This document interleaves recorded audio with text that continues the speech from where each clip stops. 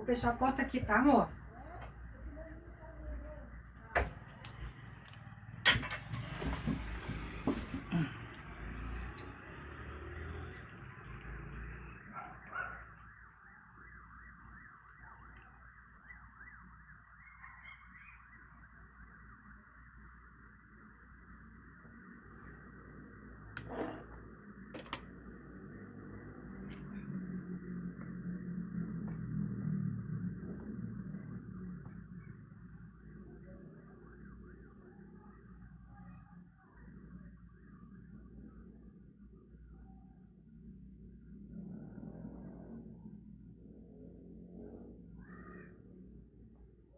Boa noite, gente. Boa noite. Se vocês puderem compartilhar a live enquanto o nosso convidado está chegando, né? Eu fico bastante grata, tá? Compartilhar o link para que a gente tenha esse nosso primeiro série de podcast aqui no TikTok, né? Eu vou trazer assuntos diversos que abordam a nossa, de certa forma, corroboram para uma leitura, né, e compreensão melhor sobre os mitos e também sobre nós mesmos. Então, por favor, quem puder compartilhar.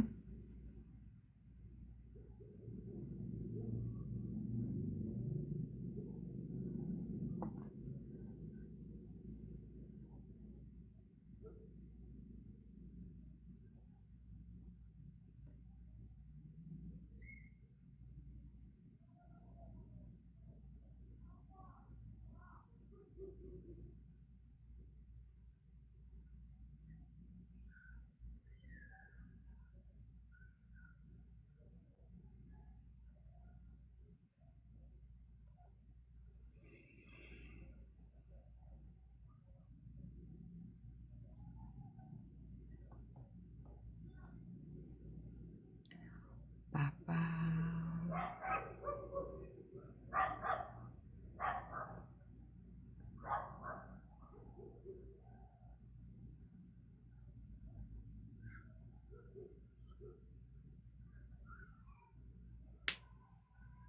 Guilherme, eu já te enviei o convite, é só você aceitar.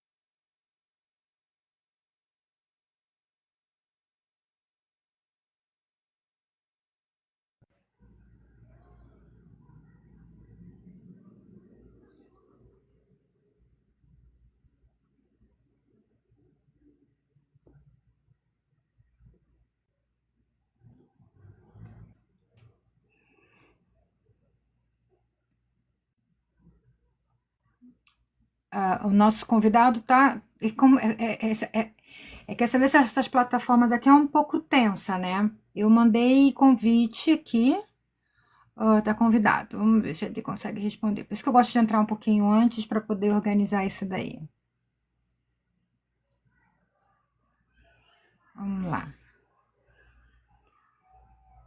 Nós temos um convidado, eu não vou falar sozinha hoje. Na verdade, hoje eu vou somente fazer perguntas para a gente ouvir alguém que é especialista, né? Vamos lá. Vamos ver.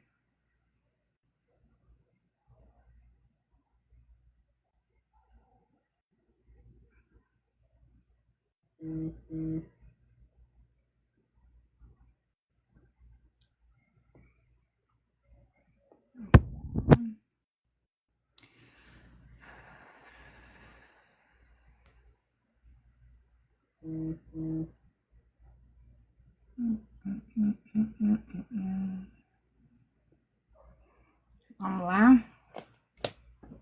Isso aqui. Ver se eu consigo. Cadê? Conseguiu? Quem é que tá aí que eu não tô vendo? Quem é você? Ah, Beltrão, vou tirar isso daqui. Oh, Deus. Não, meu filho, eu preciso que você saia. Eu não estou fazendo nada de batalha. Eu tenho uma palestra agora. Obrigada. Vamos lá, responder.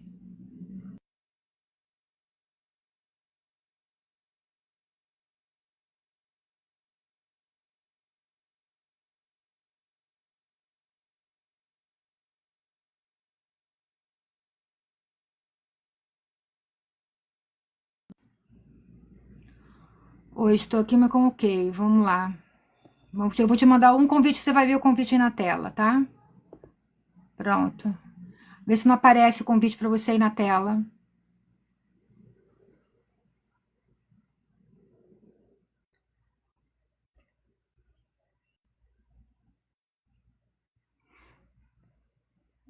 Hum.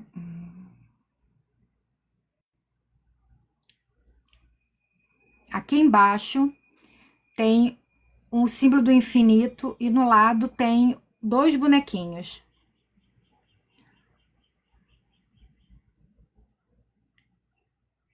Embaixo, aqui, peraí. Ele já mandou o convite. Eu mandei o convite para você. Clica aí que você tem que aceitar.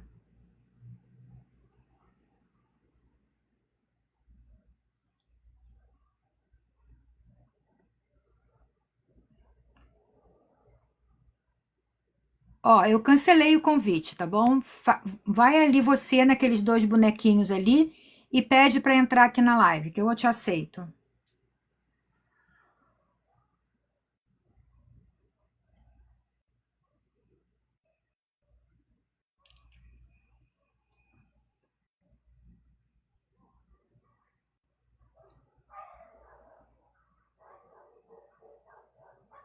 Ok, apareceu aqui, vamos ver.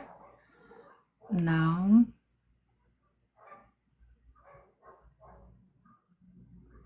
Eu mandei o convite para você. Vai aparecer um númerozinho em cima desses dois bonequinhos.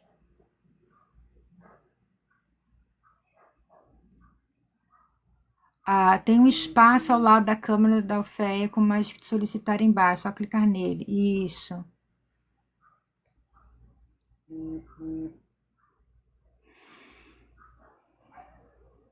A primeira vez é sempre mais difícil, né? Não adianta, não tem muito como.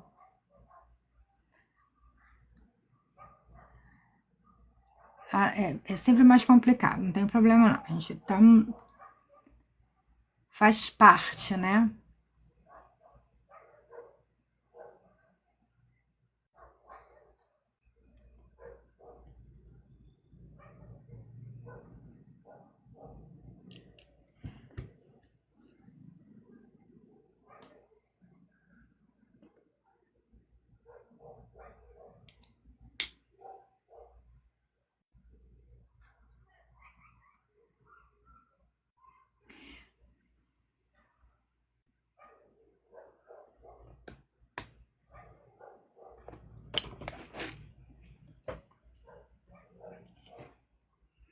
Eu queria o meu.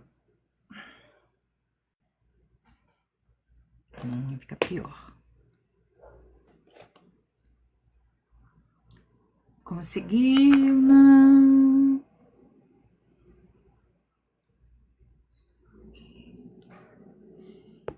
Ele disse que ia sair e entrar de novo? Vamos ler que mandou uma mensagem aqui para mim.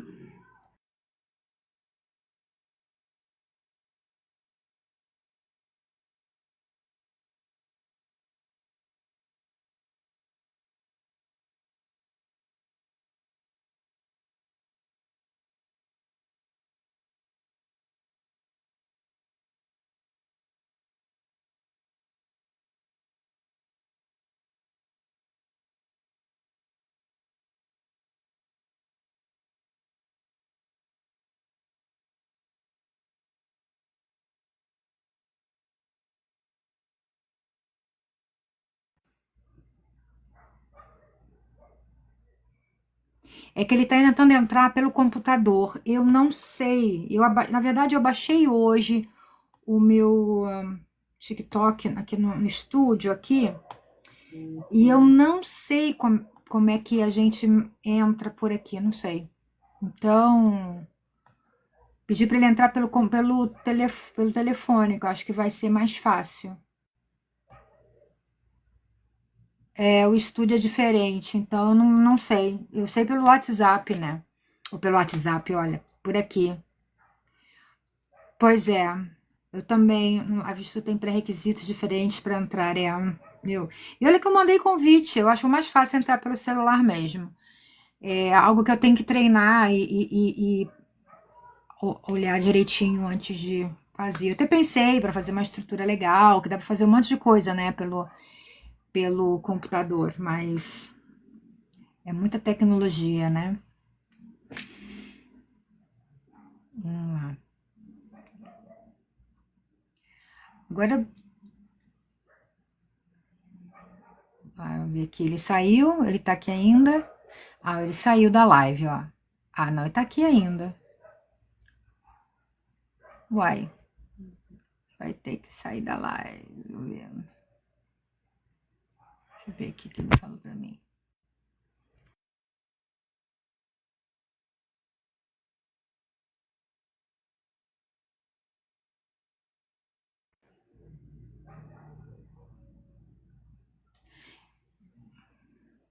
É, eu já mandei. Na verdade, ele mandar de novo o convite. Mandei de novo o convite.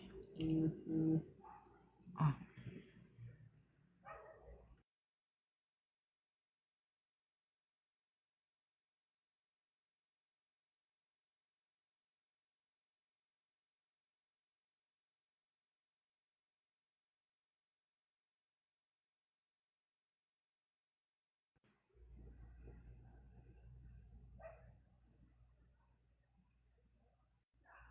Sim.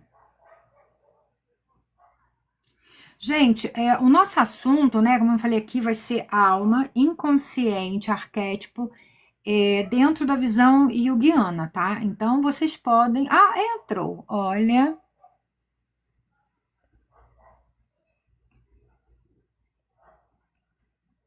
Oh, Opa! bravo! Ufa! Levei uma surra da tecnologia aqui. Mas faz parte, meu querido, quem nunca? Nossa senhora, por que meu vídeo, Acho que você tem que acho, abrir tua câmera. acho que, pronto, foi Isso, agora. pronto. Ufa, Guilherme, que bom. Que bom mesmo, conseguiu. Boa noite, desculpa, gente. É que Nada. o formato que eu dou aula normalmente é todo no computador, aí já estava iluminação, microfone, aí é que Sim, eu tô pelo não tem celular problema, agora. não tem problema. Eu espero que não seja essa a primeira e única encontro, né? Claro. É um prazer enorme você ter aceitado o meu convite, né? Eu conheci o Guilherme, quer dizer, não pessoalmente, a gente não nos tornamos amigos, mas eu me tornei uma admiradora do conteúdo que ele produz, apesar dele não falar especificamente de helenismo, mas ele fala de uma das formas que nós podemos olhar para os mitos, que é através da visão psicológica, né? E isso é muito legal, Guilherme, que quando nós começamos a fazer algumas leituras de alguns autores que se debruçaram no estudo da religião étnica grega, a primeira coisa que eles falam é cuidado. Cuidado, porque ao longo desses anos todos, vários olhares foram debruçados por essa história e olhares diferentes para falar, às vezes concordando, né, com um olhar bem próximo da tradição e outros bem modernos, diferentes, concepções diferentes. E tu tens aqui uma admiradora do teu conteúdo, né? Que o pessoal que está aqui, que me segue no meu canal, procura o perfil do Guilherme, né? Que vocês vão curtir bastante. Guilherme psicólogo, né? Aqui, Guilherme, aqui no grupo, já estou vendo que tem alguns psicólogos aqui psicanalistas, psicólogos aqui de plantão aqui, participando da live, e isso é bom, porque vai vir, além das minhas perguntas, né? Que eu fiz, caso ninguém faça, eu fiz algumas, até mesmo para a gente alinhar nossas falas, não ficar aquela coisa, ai caraca, e agora o que eu vou falar, né? Então, Sim. eu quero te dar a palavra para você se apresentar, falar um pouquinho da sua jornada, do seu trabalho aqui para nós. Tá, Joa. Primeiramente, muito obrigado pelo convite, né? Eu conheci também o seu trabalho a partir desse convite e gostei muito dos vídeos. Eu acho que são vídeos muito diferenciados, de fato, como o que a gente vê, todo esse conteúdo que você falou, que é amplo, né? Eu entendo que há uma romantização muito grande dos gregos enfim, pelo distanciamento histórico, realmente muitas coisas ficam é, com uma comunicação meio truncada, né? Vamos dizer assim, algumas visões diferentes que vão sendo propagadas. E esse resgate, né, minucioso dos ritos que você faz, eu acho um trabalho importante e muito interessante. Pelo menos para mim, né, que sou estudioso de religiões comparadas há muitos anos, né, há muitos anos que eu dou cursos de mitologias comparadas, e a própria psicologia analítica vai beber muito nessa fonte. O Jung foi um dos pioneiros, o Jung e o Freud, né? O Freud também já fazia esse trabalho de buscar analisar alguns personagens da mitologia grega, mas o Jung ele trouxe uma visão diferenciada a partir dos arquétipos do inconsciente coletivo que a gente vai ampliar aqui, né? Que eu entendo que trouxe uma visão mais ampla nesse aspecto, né, dentro desse aspecto. E eu sou psicólogo de profissão, né, clínica, sou professor, sou palestrante. Aqui eu tenho um centro de estudos e atividades junguianas no Distrito Federal, dou aulas em pós-graduações aqui em outros estados, né? Então, essa minha trajetória. Legal, legal. Então, mais uma vez, muito obrigada mesmo. E assim, é uma honra a gente ter uma pessoa com tanta dedicação, com tanto amor, né, adentro da questão da mitologia grega. Bom, como é que vai funcionar para vocês que estão assistindo a gente aqui? Eu vou ser mediadora, a ideia vai ser como um podcast, né? A fala é do Guilherme, o brilho hoje é todo do Guilherme, então vocês vão ouvir muito pouco a minha voz. Mas então a gente vai fazer isso. Eu vou trazer uma introdução e dessa introdução a gente tem algumas perguntas e ele vai desenrolar essas perguntas aqui. Tá certo? Podemos começar, Guilherme? Claro, Bom, podemos. dentro da visão grega, né, o ser humano não é o ponto de partida para entender sua própria realidade, né? Existe uma ordem, que a gente chama de cosmos, que é cosmos tendo como a sua etimologia da Grécia, grega antiga como ordem, né? Uma estrutura organizada com ordem, que existe anterior a nós, né? E vai continuar existindo quando nós passarmos dessa para melhor, né? E a ponto dentro da tradição é que nós, enquanto seres humanos, participamos dessa ordem, não a criamos. Então, quando a gente vai falar de inconsciente dentro dessa perspectiva, né, ou comparando essa perspectiva, nós vamos ter símbolos e estruturas da mente, né? Isso vai surgir como questões importantes dentro dessa construção desse pensamento, dessa ideia, né? E essa percepção nasce, o que nós observamos desse cosmos, o que nós entendemos desse cosmos, desses deuses, né? Nasce de um olhar humano. Então, a pergunta que eu quero fazer para você iniciar é o quê? Como a Jung, dentro da tua visão, dentro do teu estudo, ele vê essa construção desse inconsciente coletivo, desses símbolos e dessa estrutura da mente? Isso vai nascer a partir dos humanos, dos seres humanos, da relação dos seres humanos, ou é algo que o humano reconhece porque já existe? É uma pergunta filosófica e um pouco parecida com o que veio primeiro, o ovo ou a galinha, né? É, Mas, assim, a gente entende que a natureza tem uma linguagem. Ela se manifesta de uma forma que não foi escolhida por nós, né? Eu não posso escolher se vai chover ou não, para que lado corre o rio, como é que é o formato do floco de neve. Tudo isso é pré-determinado. A palavra arquétipo, que é o que o Jung vai usar, ele não é o criador do termo, né? Isso já era utilizado há milênios. A gente pode ver isso já em Heráclito, né? Um filósofo pré-socrático, essa ideia desses padrões e desses movimentos da natureza que são observáveis. A gente vê em Platão com o mundo das ideias, né? Já no período da era clássica grega, ele vai falar desse mundo das ideias que são um mundo perfeito, onde essas ideias vão emanar e nós só podemos reproduzir a sombra dessas ideias, vamos dizer assim, né? E por isso que ele dizia que ali era o mundo perfeito, o mundo ideal, e aqui a gente vivia num mundo corruptivo, né? Corruptível, no mundo que é sensorial e temporário, né? Então, arquétipos é uma palavra grega que é a junção de duas palavras, que é arqué, que é arca, né? E typos, que é tipos.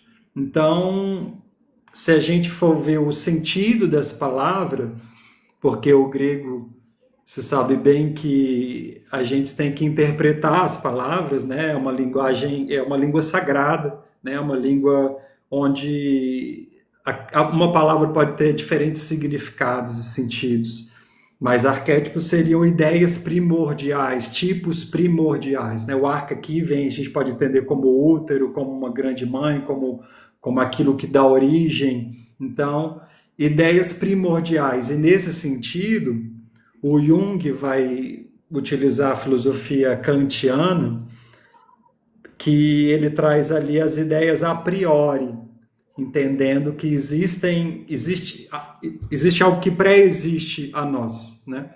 E nós vamos só ver a manifestação disso. Então dei uma pequena volta, mas seria então a princípio ideias que já existem, coisas que já existem, mas que a gente só vê a manifestação, né?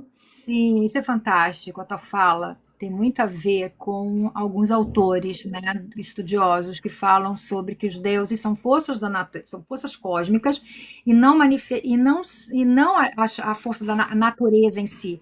E que sim, a força da natureza, os fenômenos da natureza são apenas as manifestações dessas forças, né? E aí Sim. dialoga legal, né?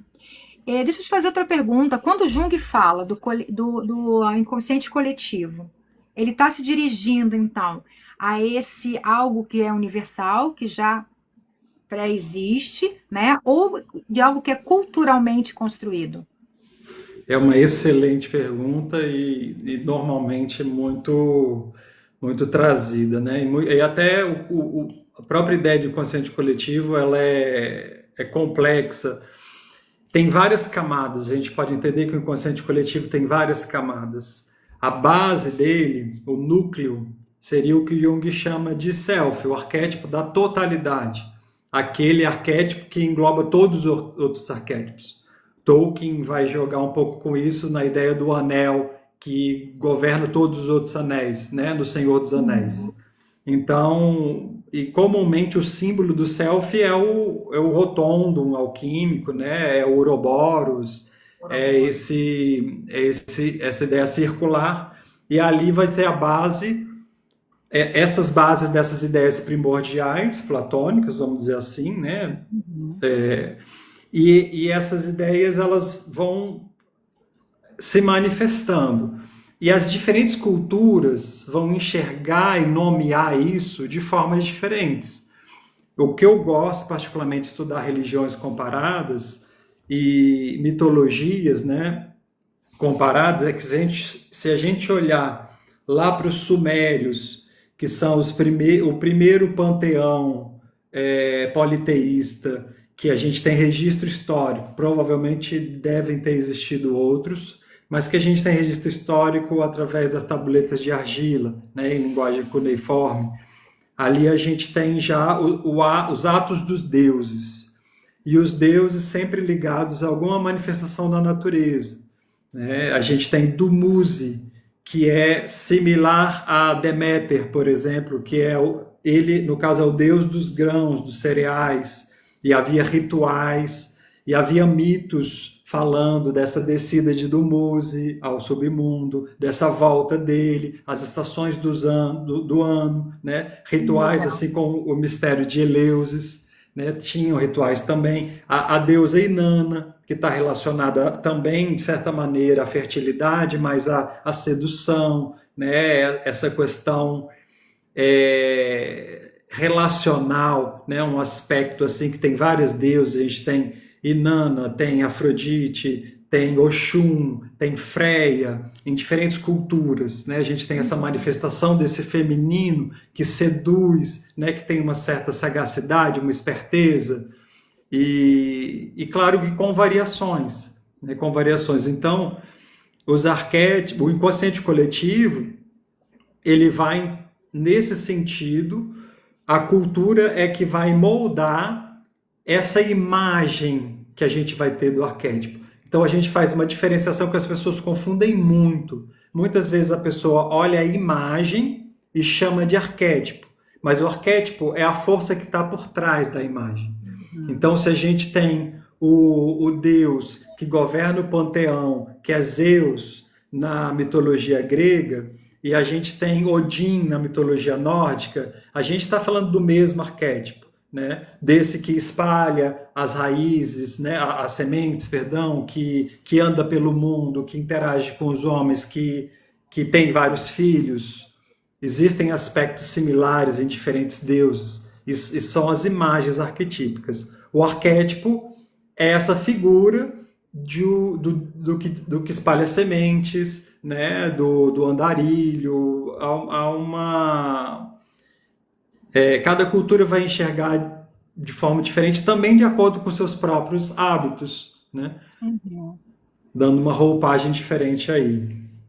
Então quase que a gente dá uma caminhada que cada cultura elas vão organizar, quase que a minha próxima pergunta, né, que aí eu coloco aqui, os arquétipos existem por si mesmos, ou são formas de organizar a própria experiência humana?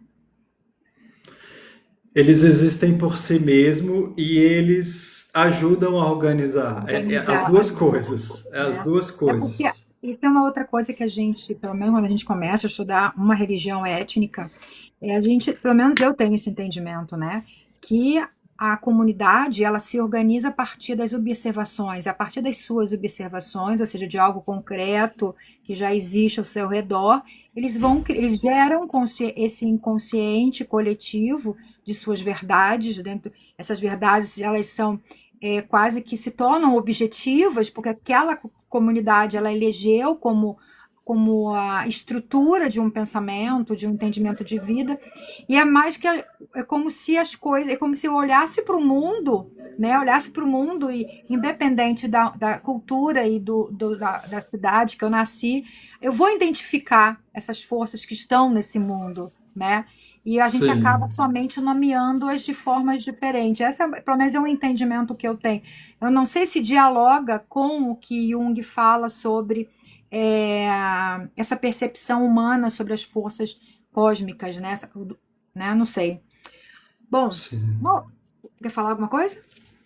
Não, existe essa manifestação tanto coletiva, onde um coletivo vai ritualizar, né, essa imagem, e daí vai ter todo um conjunto de atos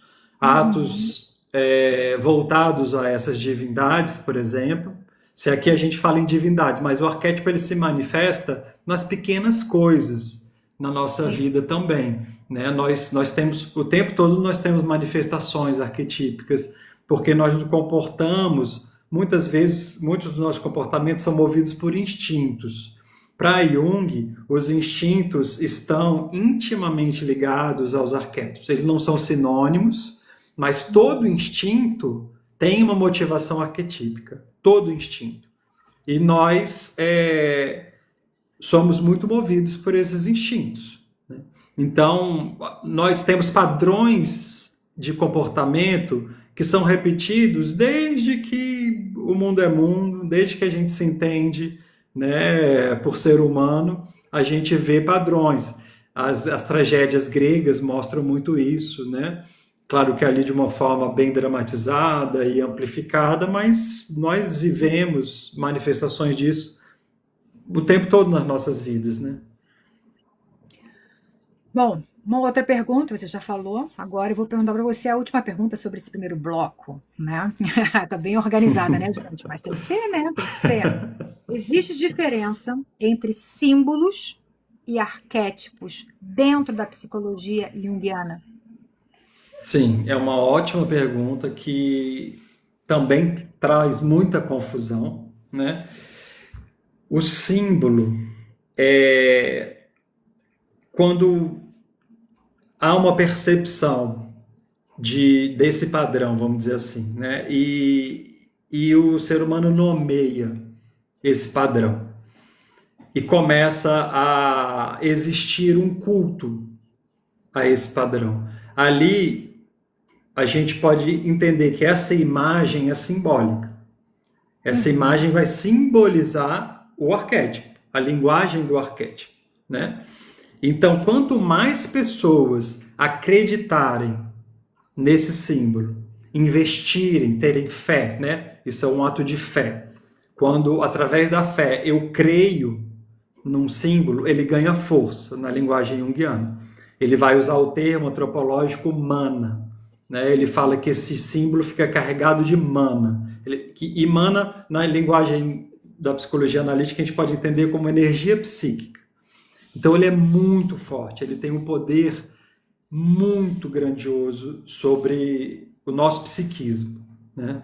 Por isso que a gente vê comumente milagres associados a essas imagens, todo o tempo, né? Isso não deixou de existir. Pessoas fazem romaria para as figuras marianas, né? da Santa Maria, e recebem a graça, né, dentro de uma leitura católica, por exemplo. Então, esse mecanismo ele sempre existiu, né? E esse símbolo, então, é a forma que a gente enxerga. Agora, existe o símbolo pessoal também, né? Que a gente vê como o Jung analisava um sonho, por exemplo, várias imagens vão ser formadas no meu sonho, e essas imagens vão interagir entre si. Cada uma dessas imagens é um símbolo. E esse símbolo ele é muito pessoal. Aí ele não vai ter uma base arquetípica, coletiva tão grande, sabe? A não ser que se seja um grande sonho, um sonho arquetípico, que são mais raros, não são mais comuns. Agora, quando eu sonho com um professor do segundo ano, né? Quando eu sonho com colegas de diferentes épocas da minha vida, no meu sonho, eles são só personagens simbólicos. São símbolos pessoais. Só eu posso entender esse símbolo, né? Agora, os símbolos coletivos, como Zeus, Afrodite, né? Deméter, aí eles já tiveram muita força. Aí o Jung fala de símbolos vivos e símbolos mortos. O símbolo morto, para Jung, acontece quando as pessoas deixam de acreditar, né? Quando essa fé que é investida e investe a imagem de energia psíquica deixa de existir, seja por qualquer que seja a razão, né? Normalmente invasões, né? A gente sabe que a Grécia, depois de um tempo, quando deixou de ser ali o centro daquele mundo, daquela época, aí o Império Macedônico, que engloba, né, com Alexandre o Grande, depois o Império Romano, e aí isso vai se diluindo, vai se diluindo. Quando vem o cristianismo, um outro símbolo absorveu, vamos dizer assim, boa parte dessa energia psíquica, né, e dessa devoção. E aí os deuses ficaram ofuscados, vamos dizer assim, né? E houve um movimento cultural também de, enfim, de demonização desses deuses, né? Eu acho que a tradição grega, eu acho que existe às vezes um mau uso da palavra arquétipo, né? Acho que as pessoas compreendem muito equivocadamente a palavra arquétipo, mas dentro da tradição grega, nós falamos muito de domínio, e dentro desse domínio, a função de cada divindade, e essa função de cada divindade, você explicando o arquétipo, dizendo, nossa, como tem a ver? Porque, por exemplo, você falaste de Afrodite, né? Afrodite, se a gente for entender a função cósmica de Afrodite, é a força de coesão. É tudo que Sim. nos conecta e nos faz permanecer conectados um com o outro, uma ideia. E aí você tem. Eros, né? Aí o Eros vamos chamar que seria a força propulsora, né? Que é o movimento que te leva, que faz a gente desejar algo, de ir em direção a algo. Por isso Sim. tá lá com um cupidinho, né? Tá com uma flechinha, porque ele te leva em direção a algo, essa força motriz. E eu falei assim, nossa, pode ser viagem muito, ou você consegue ver uma relação desta minha fala, essa minha associação, que o meu pensamento viajou agora, tá? Ele tudo tá a mil. Sim, Tem sim. correlação com a tua fala sobre arquétipos? Sim, sim, sim, mas é isso. O Jung, ele diz que é impossível qualquer movimento cultural matar o arquétipo, definitivamente. A imagem arquetípica, sim, pode ser destroçada, né? Tanto é que existem deuses que a gente nunca vai saber que existiram, É, né? Porque foram enterrados na poeira da história. Mas o arquétipo não. Então o arquétipo ele vai se manifestar, né? Ele vai sempre se manifestar. E há movimentos e há contramovimentos. Historicamente, o coletivo ele vive essas ondas. A gente vê isso na própria Grécia antiga.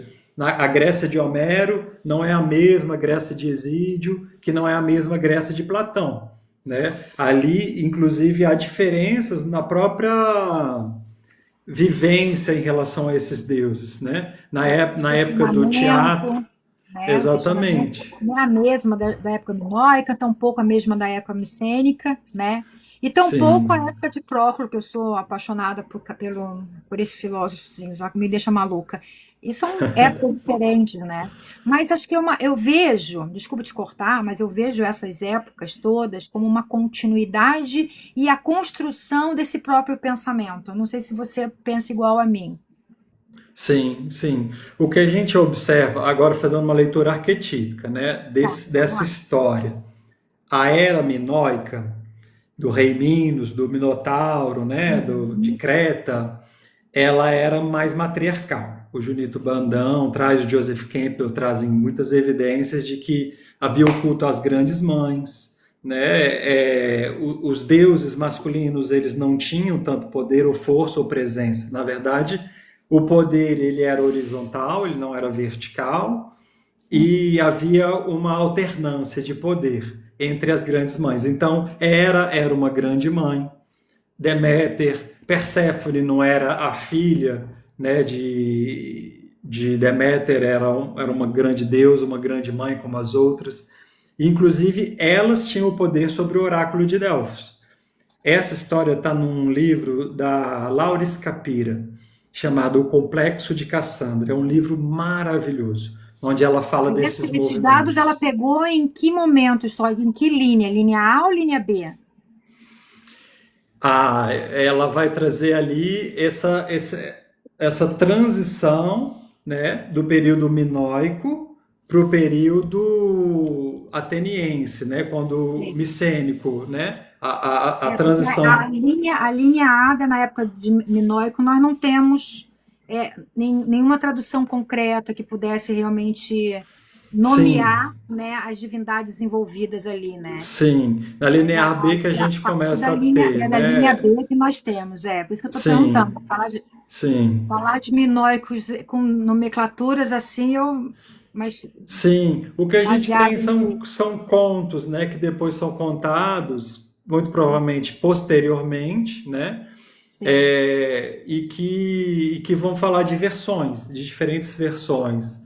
E Sim. ali Então, nessa transição do matriarcado para o patriarcado, os mitos começam também a ter uma dinâmica diferente, a aparecer de uma forma diferente. A gente começa a ver o símbolo da grande mãe de alguma maneira ser subjugado, né? Hera sai do lugar de grande mãe e passa a ser a esposa de Zeus, que é o manda-chuva ali do Olimpo, né? Começa a haver essas relações hierárquicas, vamos dizer assim. Para Jung, isso é uma característica típica da ação do Logos, né? Logos ele contrapõe com Eros. Na época do matriarcado, o princípio de Eros, arquetipicamente, é quem domina. Uhum. A partir do momento em que o ser humano desenvolve tecnologias mais avançadas e mais complexas, ele começa a se organizar de uma forma mais compartimentalizada também. As cidades são formadas de uma forma mais complexa também, com diferentes camadas, diferentes classes sociais. Isso tudo dentro de uma linguagem arquetípica, né, é ação Uhum. de logos. E a mente vai ficando cada vez mais dominante.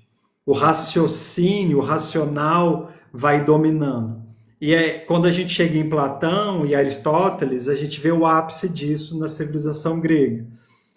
Então, essa transição, e aí o teatro grego passa a encenar os atos dos deuses.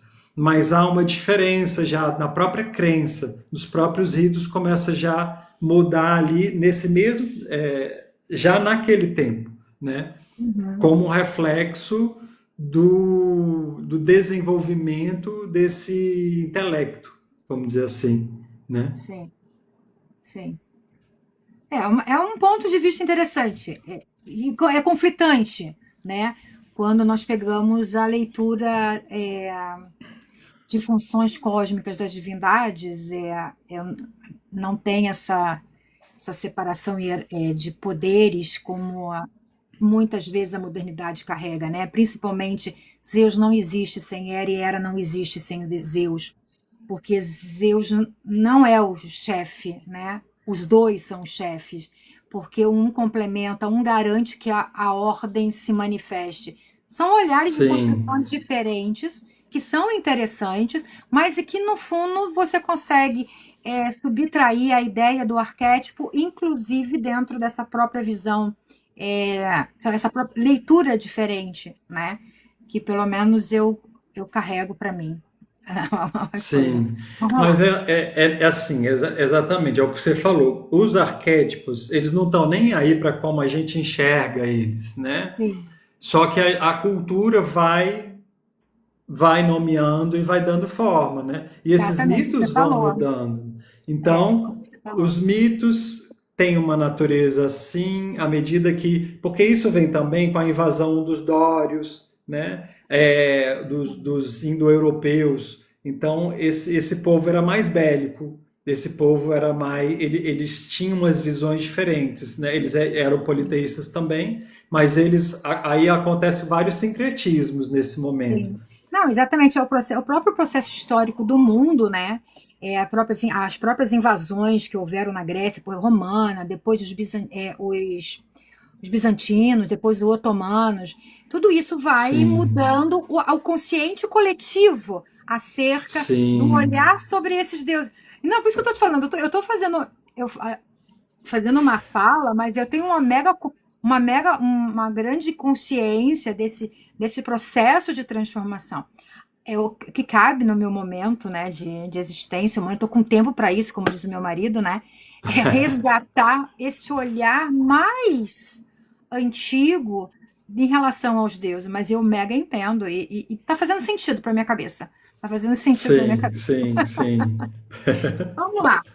Para os gregos, o mito não é apenas uma história ou uma metáfora. Ele é uma forma de expressar o real, aquilo que estrutura o mundo e a vida. Então a dúvida é: quando olhamos para esses mitos hoje, estamos interpretando-os ou tentando lembrar de algo que já era compreendido de outra forma? Como a Jung me responderia essa minha dúvida? Nossa, é uma excelente pergunta, né? Porque é aquilo.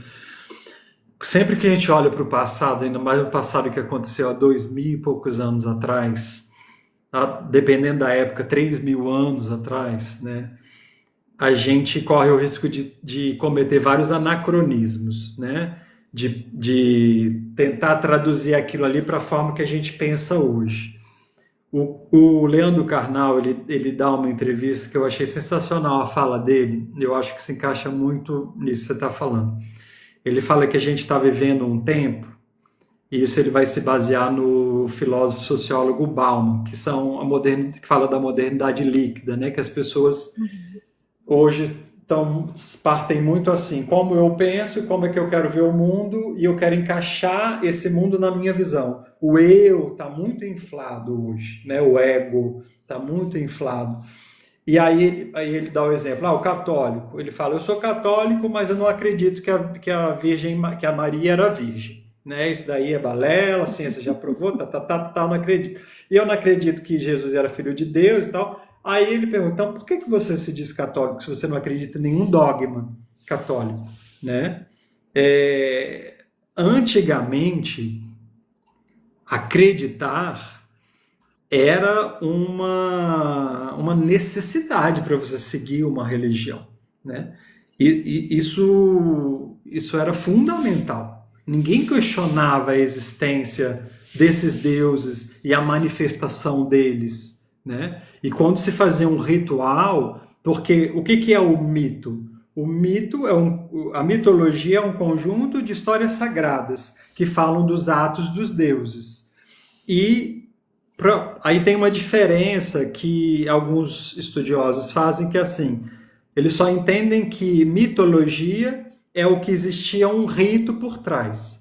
Porque o rito é o que é a manifestação do mito. Né? O rito é a vivência, a experiência do mito. Você é investido daquele mito. Aquilo é uma verdade absoluta para você. Né?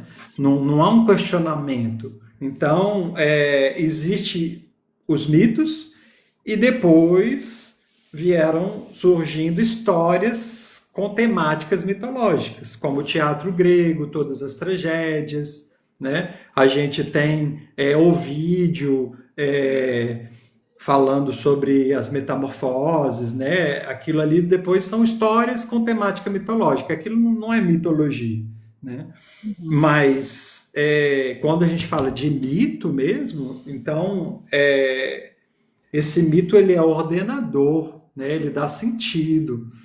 Só que quando ele é vivido de forma coletiva, ele tem muito mais força. E hoje é isso.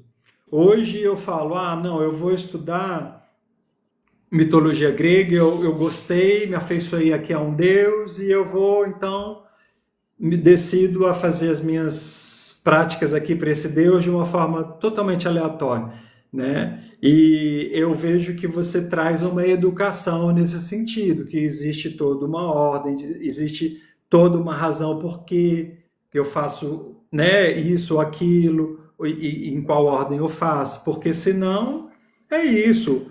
O mito que eu vivo, que eu criei da minha cabeça, não tem sentido, Não tem né? sentido. A tua fala gerou uma pergunta que me surpreende, mas enfim. Dentro da religião grega, nós não temos dogma.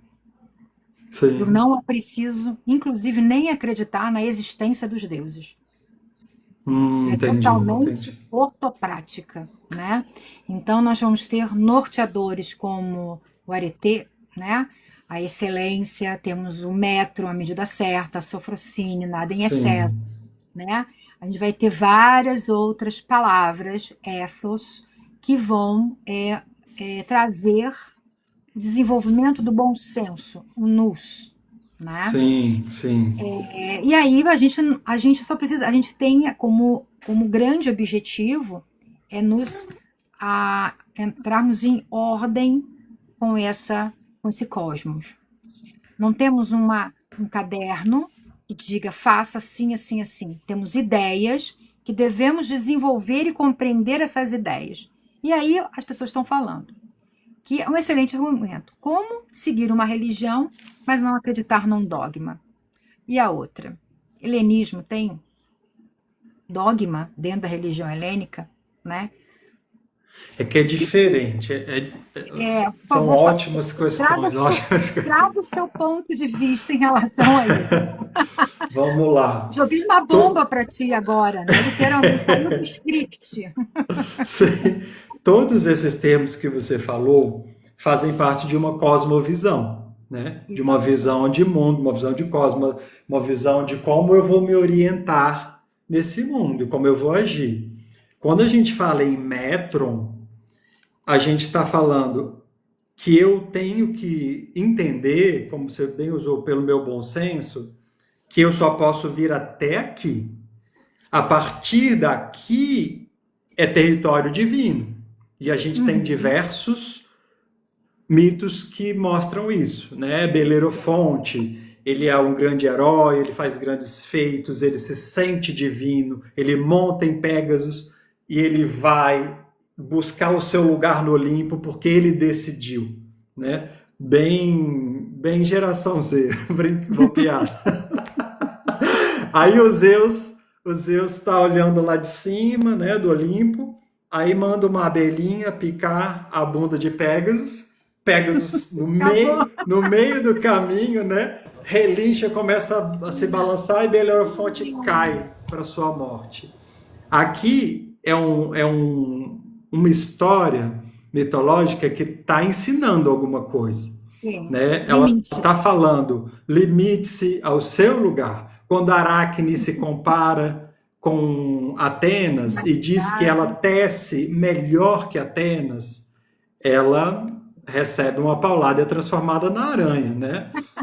Quando Ícaro, seduzido pela luz do sol, né, que é puxada pela carruagem de Apolo, ele sobe, o calor do sol derrete a cera das asas e ele cai no oceano do inconsciente profundo, né? Então ali esses mitos, a gente tudo bem, a gente não vai usar o nome dogma porque não tem toda essa força como depois foi colocado, mas são ensinamentos, estão falando, olha, você só pode vir até aqui, né? Tem muitos mitos que contam, né? É porque há uma. Eu entendo o dogma como um ensinamento imposto, tá? Sim, Quando você fala de praxis, é um ensinamento que você aprende fazendo. Essa sim, é a diferença, para mim, que é crucial. E eu acho que passa pela a própria estrutura da palavra, né? Porque a gente hoje no nosso vocabulário, as palavras antigas, elas foram muito simplificadas na sua essência. Então, por sim, exemplo, quando você é obrigado a acreditar em algo, você está tendo você não construiu aquela ideia. Está sendo imposta aquela ideia. Não existe uma imposição do que é exatamente o limite, mas sim uma construção na prática do limite, do que é o sim, equilíbrio, né? E sim, a gente não tem como mensurar. Eu acho por isso que a religião, a tradição étnica grega, ela é muito complexa, né? E sim, por isso que não deu muito certo, porque é complexa demais. Para você mergulhar de cabeça, você pira, né? Você enlouquece, né? Porque sim. os deuses não se manifestam na tua frente, você percebe. Mas se a Você gente percebe a pensar que, manifestação, entende? sim, mas se a gente pensar que um ritual como os mistérios de Eleusis duraram cerca de 2000 anos, eu não diria que não deu certo. Não, Eu acho não, não. Eu digo que. que tinha muita Então, força, né? tá certo. Não, e até hoje nós estamos falando sobre isso, né? Até hoje os Sim, mitos estão falando sobre isso. Tá certo, você está certíssima. Retiro o que eu falei, retiro o que eu falei. Vamos lá, vamos lá, continuar. Como Jung enxergaria a mitologia grega? Ah, essa é boa. Como Jung enxergaria a mitologia grega? Como uma narrativa simbólica ou como uma expressão direta da psique?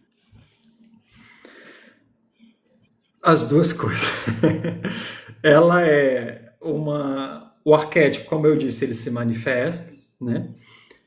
Como aquela cultura absorveu isso e manifestou isso no ser humano, né, naquela época,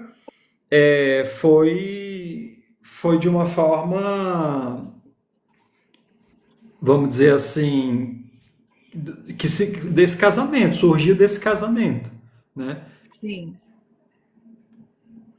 É interessante, porque aqui a gente está sempre numa, num tensionamento, né? Entre algo muito objetivo, que seria a própria manifestação dos deuses, como algo concreto e existente, real, né? Que não precisa ser nomeado, mas precisa ser percebido, identificado. E Sim, quem nomeia é o ser humano, a partir dessa construção coletiva, dessa nomeação. E, ao mesmo tempo, a manifestação disso que não necessita ser nomeado, ela é percebida diretamente pela psique, ou acho que Platão diria pelo nous que habita a psique, né? Que é a capacidade de discernir e de perceber o mundo, que estaria dentro dessa sim, habilidade da psique. Aí a gente estamos fechando. Eu concordo que realmente as coisas acontecem simultaneamente e botar em caixinha é tão complicado, né? Tão complicado, porque se sim, mistura realmente, né? Uma outra sim. pergunta. Os deuses gregos poderiam ser entendidos, já falei isso, os deuses gregos como arquétipos ou seria uma simplificação moderna? Eles são imagens arquetípicas. É assim que seria, tecnicamente, pelo menos Sim, da forma junguiana, né, a melhor forma de ser entendido. Imagens arquetípicas. sim.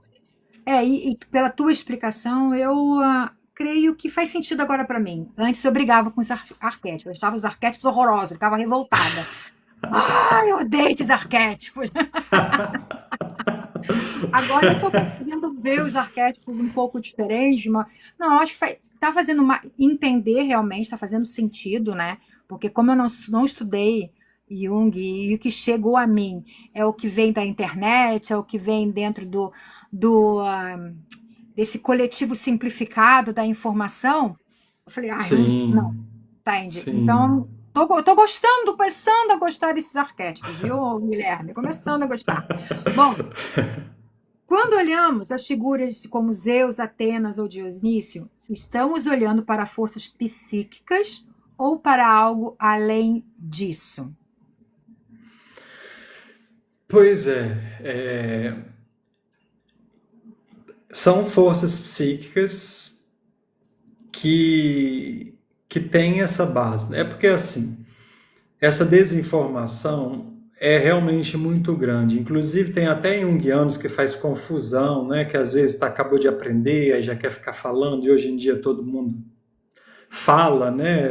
Tem É, facilidade muito grande de. Então, se você fizer uma pesquisa rápida agora no YouTube, arquétipos e psicologia analítica, o Jung, arquétipos e Jung, vai sair um monte de besteira, né? Vai falar os 12 arquétipos junguianos. Jung nunca falou em 12 arquétipos. Ele tem um livro das obras completas que ele vai arquétipos e inconsciente coletivo. A primeira coisa que ele começa a falar é que num primeiro momento ele achou que ele ia fazer um catálogo onde ele ia nomear e numerar os arquétipos. E ele disse que à medida que ele foi observando como que esses arquétipos se manifestavam das mais variadas formas, ele disse que era uma tarefa impossível, que existem tantos arquétipos como existem possibilidades de comportamentos humanos, né? faz Então, sentido. aí se a gente tem esse olhar, né, o arquétipo ele se impõe no nosso psiquismo. Então ele é uma força psíquica, né? Sim. Ele é uma força psíquica dentro dessa visão, porque psiquismo, assim, a gente inventou essa palavra e ela tem um significado, né? Mas o arquétipo se manifesta independente, né, do nome que a gente dá. Então podemos ver como uma força psíquica que se impõe, sim, né? E que foi enxergada por conta de uma série de configurações, né? Como a configuração social, como a sociedade grega se organizava, né? Já era um povo, né? Porque a gente que chama gregos, né? O meu professor de grego, ele falava, ele era grego, né? Ele falava, nós não somos gregos, nós somos Milás helenos, Helenica. né? Milás Helenica. Oh, Ele, bravo. ele falava, né? A Hélada, né? A Ilhada. Helada, exato. Era um conjunto de povos. Então, Sim. essa visão bonitinha, fechadinha, de um panteão com tantos deuses, não era assim para eles, né? Tinham territórios, por exemplo, lá na Trácia, onde deuses como Dionísio e o Apolo eram mais fortes, porque tinha uma enorme Exato. influência asiática, né? Uhum. Uma Sim, influência da antiga Anatólia, né? sim. De Troia. No próprio Então, território ático, né, você tem Atenas com a cidade de Atenas como Atenas e Apolo, e você vai ter, por exemplo, na 2 horas dali, você tem em Corintos, você tem a Afrodite e Poseidon, a 2 horas de carro, sim, né? Tão sim, próximas sim, com essas influências diferentes, né? Não, e se você for sim, pegar a mitologia, pegar a estrutura, a cosmovisão grega, são para mais de 300, 500 mil, 500 divindades diferentes, bah, catalogar tudo isso, sim, né? sim, Aí sim. as pessoas me perguntam, ó, Féia, qual é? Cara, eu nem sei que Deus é esse, pá, eles me tiram cada uma, me fazem, sabe, umas coisas assim, mas enfim, vamos que vamos, né? Bom, continuar, senão a gente não termina aqui. Vamos lá. O que que a gente, falando aqui, pular essa coisa dos arquétipos, próxima crítica, já a gente já falou, vamos entrar para a questão da psique. A psique, alma e pensamento grego, tá? Para os Sim, gregos, a psique não é apenas algo de interioridade, né? Ela, ela está em relação com o mundo e com os deuses e também com a sua moira. Eu não vou usar a palavra destino, eu vou usar a palavra moira para que a gente realmente sim, entenda que é a parte que cabe àquela psique, né? E já na sim, modernidade, a gente já tende a trazer tudo para dentro, uma outra perspectiva, né? Primeiro, a tradução de psique, de psique como sendo alma, e aí quando a gente vai jogar para a palavra alma, a gente já tem uma nova construção, que não é a mesma construção que a palavra psique que tem naquele contexto antigo. Então, a questão é, o que se perde quando essa relação mundo, deuses e moira é rompida? Em relação à psique. O termo psique, sim, né, isso se aproxima, essa psique, né, que você utiliza, ela se aproxima ao conceito de psique dos gregos antigos, como aquela força que anima o corpo físico, né? E depois sim, ela vai ganhando uma leitura diferente, né? Agregando como é, associada ao próprio pensamento, associada a armazenar, a guardar a experiência daquele momento, criando vínculo com o corpo, entende? Como que se ela realmente fosse não um daimon, porque um daimon ele está à parte, mas como se realmente ela se tornasse uma estrutura humana é, diferenciada, entende? Né? Qual é o significado dessa psique dentro da visão junguiana? Bom, o Jung, ele usa a palavra psiquismo, né, ou psique, para explicar como é que funciona o nosso sistema psicológico, né? Como ele é um sistema complexo que tem um centro organizador, que é o self, ou Uhum. traduzido si mesmo, né? Esse si mesmo, ele vai ali organizar e administrar os conteúdos desse psiquismo e o trânsito de conteúdos entre o consciente e o inconsciente. Ele vai usar os termos ânima e ânimos para falar de alma, né? Ânima em latim é alma, é uma tradução direta, e animus seria espírito, mas o Jung não faz diferenciação entre esses dois conceitos. Para eles, os dois representam alma. Um, os aspectos masculinos da alma, e o outro, os aspectos femininos da alma, né? Então, é uma visão E mais neoplatônica de psique. sim, sim, Tá. podemos dizer assim. E o Jung fala de um conceito básico que na análise a gente usa como um norte, que ele chama de mito pessoal.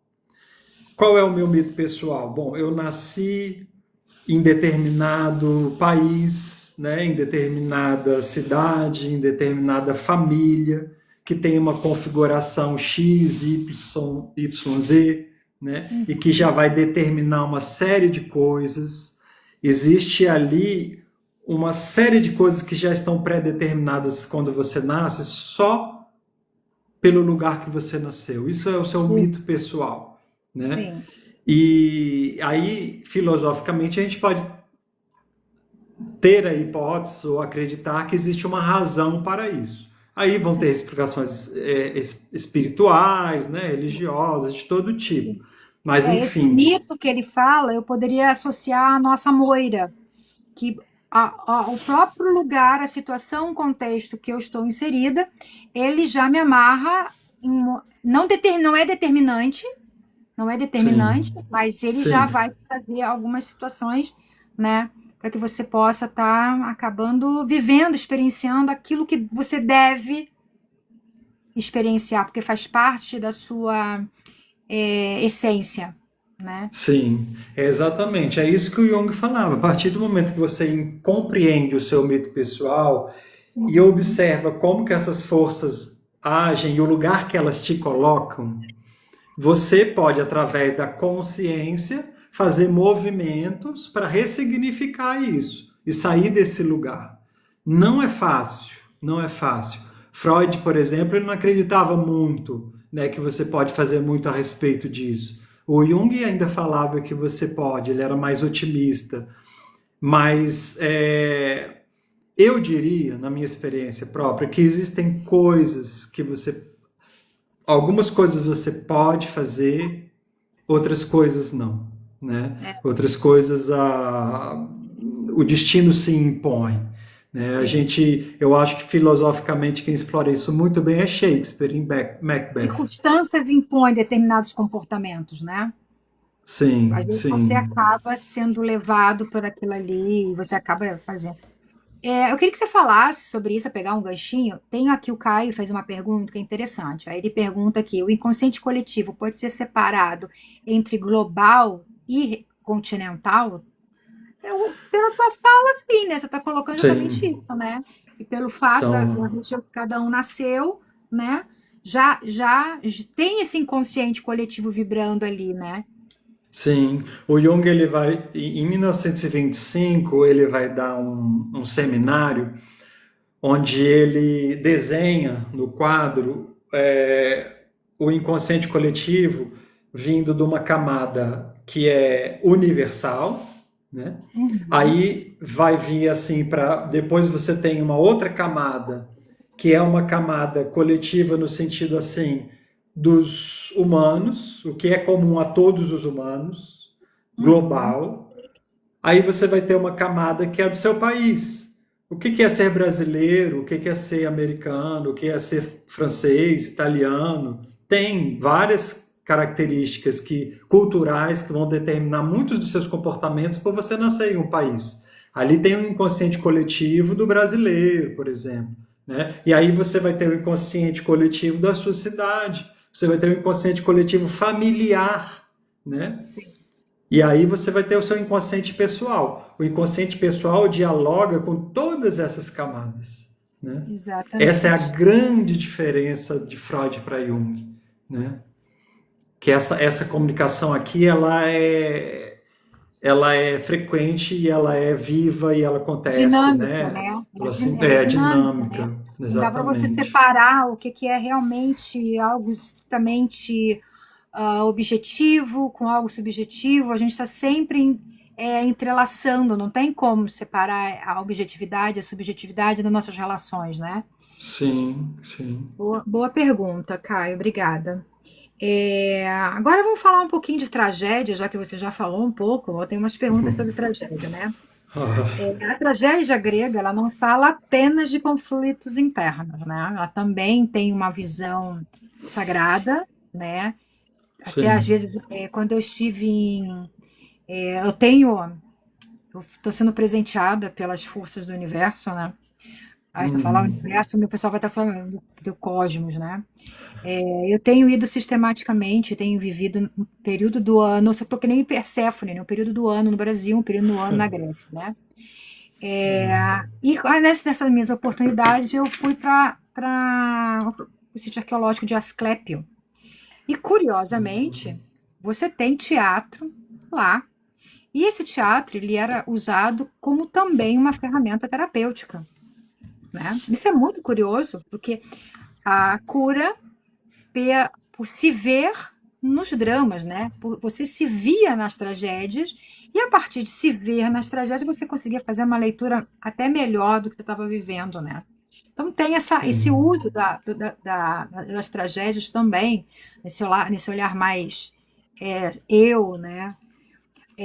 Só que essas tragédias, acima de tudo, vai falar daquela ortopraxia que eu te falei, né? O que é a ortopraxia? Ela vai falar de limite, ela vai falar de medida, ela vai falar daquilo que o ser humano não dá para ultrapassar, aí, né?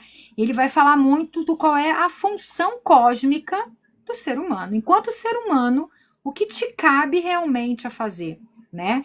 E a sim, tragédia ela vai dialogar muito quando o ser humano resolve ultrapassar o que deve, o que cabe a ele, né? Então a pergunta que eu te faço é o seguinte: a ideia de sombra pode ser comparado a esses conflitos trágicos gregos? E o que, sim. na tua visão, essa tragédia revela sobre o inconsciente e o que ela nos ensina em relação, o que esse inconsciente aprende com as tragédias? Mais ou menos assim. Quer que eu reformule Tá. a pergunta? Eu entendi, eu entendi. Entendeu? Tá. Bom, sombra é um arquétipo também, né? É uma forma de manifestação de conteúdos que são, na visão junguiana, de conteúdos que são reprimidos, né? Ótimo.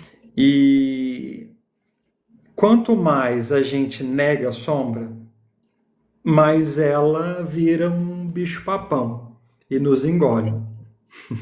Não, Nas casa com o tragédias, próximo com o que eu vou te perguntar depois. vamos trazer Sófocles, por exemplo, com Édipo Rei, um clássico, né? Talvez o mais conhecido por causa de Freud. Édipo, quando ele vai nascer, tem a profecia, e Laio e Jocasta, né, os pais de Édipo, recebem a profecia de que ele iria matar o pai e desposar a mãe. Não fala como, né? Essa forma do oráculo jogar a Sim. bomba, se vira Joga a que o B.O. bomba, é seu. pega aí. É E bem aí eles, assim. desesperados, mandam matar Édipo. Édipo, então, ele é levado, ele é pendurado pelos tornozelos, né? Édipo é o dos pés inchados, né? A tradução do nome dele. Ele é resgatado pelos coríntios e é criado ali pensando que ele é filho daqueles pais, né? Aqueles Uhum. reis. E aí, Édipo é de origem tebana, só que ele não sabia. E aí ele vai para o oráculo, que é uma tradição comum, né? O oráculo era a voz dos deuses, e aí ele recebe a mesma profecia. E ele foge, porque ele acha que aqueles são os pais dele. Só que ao fugir, ao tentar fugir, né, do destino, nesse caso aí, a gente pode entender aí que a sombra é esse medo, né, causado pelo medo de que cumpra-se essa profecia, né? O que assim, agora para a tragédia acontecer, ela a pessoa tem que fazer exatamente o que ela fez, porque se a gente fosse analisar Édipo, se ele fosse para um analista, né, naquela época, e falasse, então vamos conversar sobre isso, né, o que que seria matar esse pai e essa mãe, chama esse pai e essa mãe, vamos trazer, né, o elefante branco, mas assim, não teve, né, Édipo não foi terapeutizado, Não ao foi. fugir, ao fugir, ele cumpre com a profecia, né? Ele mata seu pai durante a viagem, num encruzamento ali, num acidente, briga, mata o pai, chega em Tebas, né? Resolve o enigma da esfinge, se casa com Jocasta, e aí vem Tiresias, o velho sábio, né? Que é um grande arquétipo também. A imagem arquetípica aqui é Tiresias, mas ele está representando o arquétipo do velho sábio. E Uhum. ele é cego, né? Que é uma imagem muito comum, porque o cego é aquele que aprendeu a olhar para dentro também. Ele não só olha para fora. Bem E simbólico aí também ele, essa imagem do sábio, né? sim, e aí ele fala: você cumpriu a profecia. Você matou seu pai, você casou com sua mãe. E aí vem aquele momento de tensão, há um clímax, né? Jocasta descobre também, se mata e Édipo se cega, né?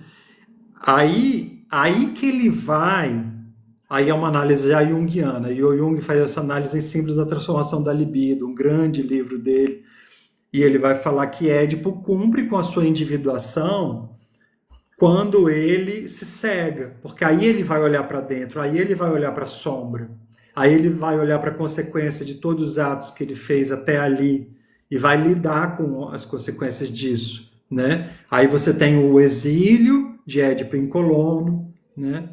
E Uhum. ali a gente pode entender que é como se o próprio Édipo fizesse esse caminho em direção ao velho sábio também, né? Sim. Mas as tragédias vão trazer, então, sempre esse confronto com a sombra. Eu fiz alguma coisa que gerou uma consequência. Eu vou ter que lidar com essa consequência, mas eu não quero, eu não quero lidar com essa consequência. Eu quero abolir, eu quero fazer desaparecer essa consequência. E quanto mais eu luto contra isso, mais isso vai ganhar força e vai me engolir, né? Sim.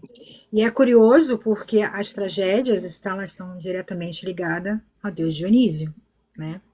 E dentro da Sim, mitologia grega, a leitura da função cósmica de Dionísio é justamente lidar, trabalhar, não gosto dessa palavra trabalhar, mas é apontar, catucar, é falar de limite. Ele fala de limite, mas ele não fala de um limite, qualquer limite. Ele fala justamente daquilo que nós escondemos de nós mesmos, daquilo que nós negamos sobre quem nós realmente somos. Negamos a nossa identidade, negamos a nossa alteridade, entende? Né? Enquanto sim, eu nego. E aí, quando eu nego algo, eu explodo, porque aquilo me sufoca. Ou seja, é como se eu estivesse avançando até os meus próprios, não tendo consciência dos meus próprios limites. Aí ele fala o seguinte: chega, você precisa botar para fora, você precisa externar quem você precisa ter coragem de coloque uma máscara e seja você mesmo. Quando você estiver pronto, você tire a sua máscara e atue na sua verdade, né? Então, faz muito sim, sentido quando você traz que o arquétipo da sombra é aquilo que a gente tenta esquecer, que a gente tenta negar e que vai chegar uma hora que isso vai explodir, né? Por isso que sim, quando a gente fala de mistérios dionisíacos, a gente tá falando de muito grito, né? De tudo de danças que vai nos levar ao extremo. É como se o nosso subconsciente desejasse expurgar tudo que está dentro de nós através do berro. Não sei se você já viu um vídeo meu, mas assim, ano passado eu participei da Falifória, que é uma celebração dedicada a Dionísio, que a gente grita o tempo inteiro e aquele sim, gesto, aquele ato de gritar, ele é tão gostoso, porque é como se você tirasse tudo que você está literalmente sufocando dentro de você, né? sim, Então, essa sim. associação com o teatro e com a leitura que Jung faz sobre sombras, eu achei que fala muito, mas muito mesmo com a própria ideia a ideia, né, dentro da visão grega de Dionísio, né? Não dessa visão de Baco, mas a visão grega mesmo, tá? E a Sim, sim. pergunta que eu vou te fazer sobre teatro, sobre tragédia, é que sobre sombras, se enfrentar a sombra, ou seja, se enfrentar esse arquétipo de sombra, é como se eu enfrentasse os excessos que eu guardo dentro de mim? De certa forma, sim, né? De certa forma, porque quando eu olho para as minhas sombras, eu vou identificá-las, nomeá-las, né? Uma das formas de eu percebê-las é através dos pesadelos. Que imagens estão te perseguindo? Por que que você está sendo atacado? Né? Tem até uma técnica, né, na psicologia analítica que a gente chama de imaginação ativa. Eu vou olhar para um personagem desse violento, agressivo, que me persegue nos sonhos, eu vou voltar para aquela imagem onírica Uhum. e eu vou dialogar com ele. Eu vou perguntar: que parte de mim é você que está em desequilíbrio e que quer me atacar? Porque ele quer reconhecimento, né? A sombra busca reconhecimento. E é isso, muitas vezes os excessos geram desequilíbrios, né? E esses Sim, desequilíbrios, eles vão gerando uma necessidade de, para chegar ao equilíbrio, eu perceber, né? Eu ir para o outro caminho. Se eu estou muito unilateral, Jung fala muito sobre isso, né? Eu estou muito unilateral, eu estou radical com uma ideia. sim, Então, o meu ego fica inflado e eu nego toda a possibilidade da existência do que não é aquilo. sim, E aí isso vai para minha sombra. E isso vai me perseguir. E isso vai, uma hora, bater na porta quando ganhar força suficiente para chegar no limiar entre inconsciente e consciente, vai vir através de uma visão. Vamos pegar a ideia de Saulo de Tarso, né, que era um grande perseguidor dos cristãos. Ele era implacável, né, era o terror dos cristãos. E ele ia perseguindo cidade em cidade, querendo destruir os cristãos.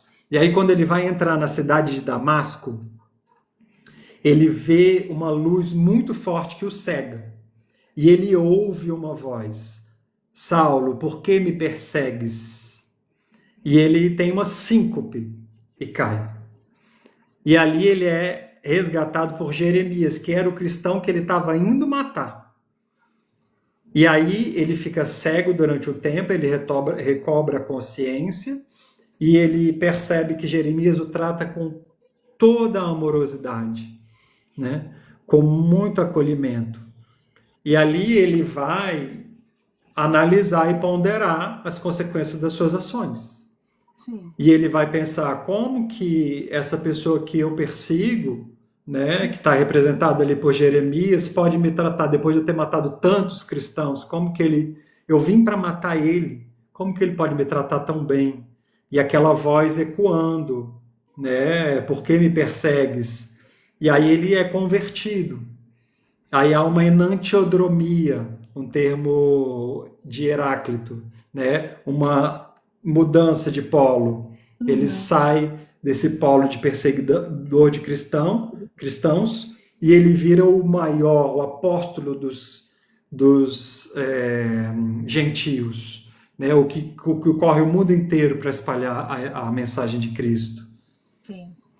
O que essa questão que você está falando das polaridades, né, e dos egos inflados que não permitem que a gente observe o outro, né? Isso eu acho muito legal. Eu uso o caduceu de Hermes, né?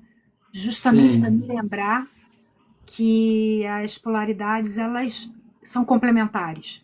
E que se eu eleger apenas um lado, eu vou estar anulando o outro lado, e sem análise neutra, não existe neutralidade, mas sem uma análise equilibrada, eu não consigo o metro, aquele conceito que eu te falei. Então, sim, dentro da religião grega, um dos desafios do, do devoto é conseguir não eleger lado, não negar lado, entende? Para que você possa, Sim, então, ter capacidade de discernir, mas muito além do seu próprio, da sua própria verdade, entendeu? É sim, difícil isso, né? Isso, eu acho que isso sim, leva a isso quando acho que quando a gente começa a chegar próximo disso, a gente já está um nível de maturidade, é, de idade, de espiritual, ou até mesmo filosófica, de olhar o mundo de um nível muito grande, né? Porque é sim. difícil, porque a tendência nossa é escolher um lado e defender esse lado com todas as nossas forças, e muitas vezes acabo deslegitimando as outras possibilidades para poder legitimar aquilo que eu estou fazendo, né?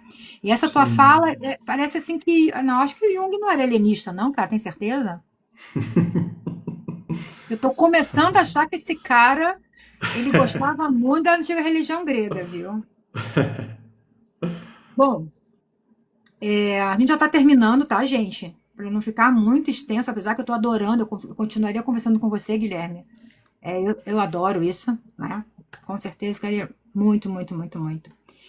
E quando a gente está falando de teatro, eu quero te fazer mais uma perguntinha sobre teatro aqui. Não sei se vou pular um pouquinho. Para os gregos, não existe um caminho interno livre de limite. Para começar, só existe liberdade quando se tem limite. Né? Então, o próprio Sim, conceito de liberdade é diferente, e essa ideia de limite também ela vai se construir diferente, porque hoje você fala de limite, as pessoas pensam em jaulas e impedimento né? Mas tudo dentro de uma estrutura organizada, né? De um cosmo, né? Não, quando a gente fala que não não existe liberdade sem limite, né? Dá um choque. Que a gente vai falar também que existe a moira, que é uma ordem que delimita, inclusive, a existência humana, tá? Então, existe uma diferença entre da ideia moderna de ser quem você é, e também existe uma ideia de reconhecer o seu lugar. Né? A ideia moderna, a gente tenta ser quem a gente deseja ser, né? sim. Na ideia grega, na religião grega, a ideia não é quem você é exatamente, mas qual é o seu lugar dentro desse cosmo, tá? E a pergunta vem: a individualização tem relação com a ideia do destino na visão de Jung? Sim, o termo que é bastante comum essa troca é individuação, não individualização, Tá, porque individuação. a individuação é um conceito junguiano que ele fala, a tradução seria torne-se quem você é, né? Uhum. Torne, manifeste todo o potencial que você trouxe, né?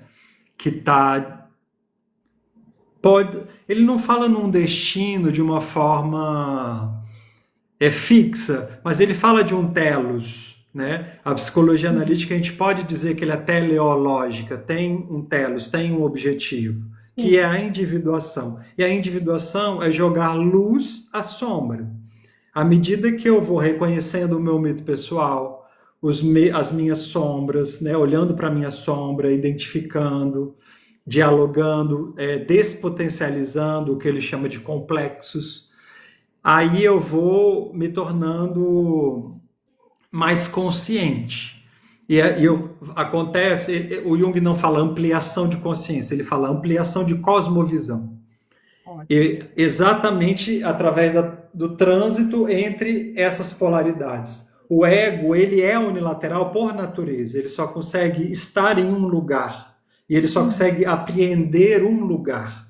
Por isso que eu acho que a sua palavra foi bem sábia, que a gente precisa de tempo, de idade, de experiência, de vivência, porque eu preciso transitar. Né? O jovem, ele traz muitas certezas, certezas quase absolutas, e eu me incluo nisso quando eu tinha 20 anos, né?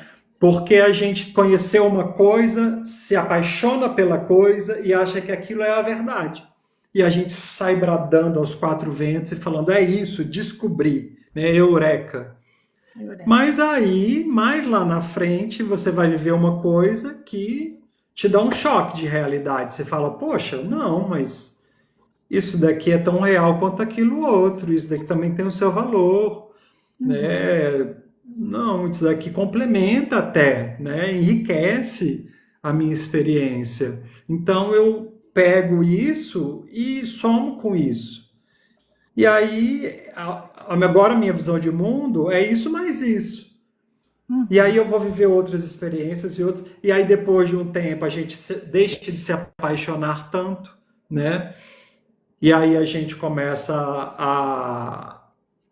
a ser mais aberto para vivenciar novas experiências, aceitar as diferenças, ainda assim reconhecendo quem você é. Aceitar as diferenças não é ser esse camaleão e essa metamorfose ambulante que não tem nenhuma personalidade. Pelo contrário, na verdade, sua personalidade pode se tornar até muito mais autêntica, né? Mas você Uhum. vai se tornar mais respeitoso. Você vai integrar todas essas outras formas de manifestações de vida que não são as suas. Eu tive a oportunidade de passar 6 meses na Ásia, viajando por vários países. Eu cruzei a Nossa. Índia, eu cruzei a China, de ônibus, de trem, sabe? De via terrestre, assim, e eu encontrei tantas diferenças culturais, tantas Não. pessoas que pensavam tão diferente de mim, e eu achei tudo isso tão fantástico, sabe? Eu podia ir com todo um olhar preconceituoso e dizer como eles são evoluídos, né? Isso e aquilo. Não, São bati um diferentes, papo. né? A É, diversidade, né? Eu acho que quando você sim, consegue entender o sentido e o significado da palavra diversidade, e que essa diversidade ela vai gerar tensionamento na nossa vida. O ser humano, dentro do helenismo, a ideia do ser humano é o que está no meio dessa cosmovisão, né? A gente está inserido dentro dessa cosmovisão. sim, E cabe a nós que a gente entre em harmonia, que a gente compreenda como esse cosmo funciona e a gente entenda o nosso lugar.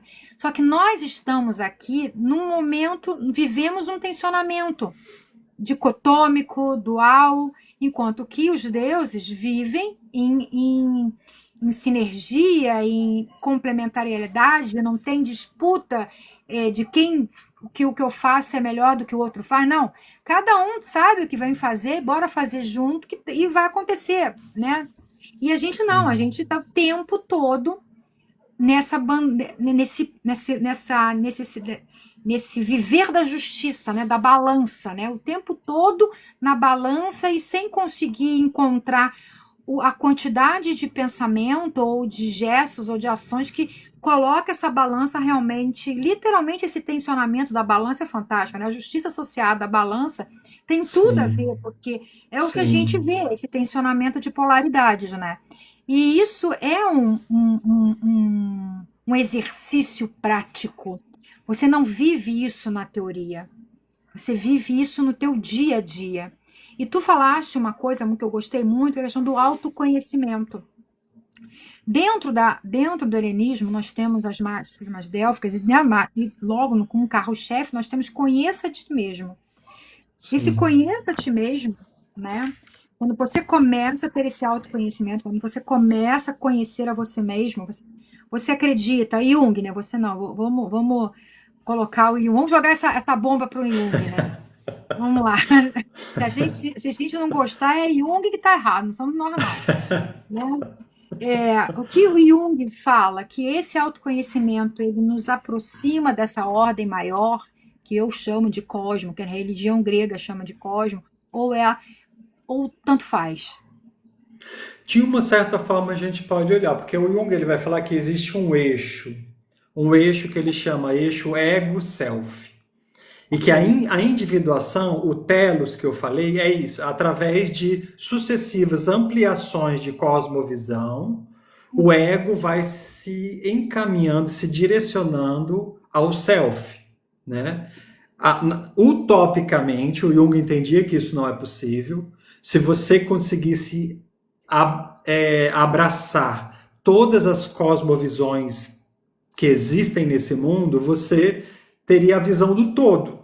Você teria a Sim. visão do self, nada geraria mais tensão, nada geraria mais preconceito, né, raiva, nada mais te afetaria. Seria um estado de Deus. Os alquimistas Uhum. falavam na Imago Dei, né? Os cristãos falavam Sim. dessa centelha Nós falamos crística. de evdemon, evdemônio, o bem, né? O bem que Platão coloca, né? Que é o né? Evdemone, Sim, né? Evdemonia, eu acho que é assim que fala, é, né? o Buda fala de uma iluminação, né, de um eu Sim, superior. São essas sim. visões, eu acho que elas convergem para essa ideia que você falou. E o Jung, na individuação, ele vai entender que o ego, quanto mais sábio ele fica, na verdade, mais ele Uhum. entende que é preciso haver uma submissão ao self. Uma submissão no sentido de enxergar a sua pequenez, né? Sim. E honrar. É a ideia da amartia para os gregos, do metron, É, exatamente, né? a ideia de se entender o seu próprio lugar dentro do cosmo e viver esse lugar dentro do cosmo, né? Sim, Saber qual é a tua sim. função e você vai viver, né? Viver a tua função. E tu acha que essa individuação, ela tem relação com areté?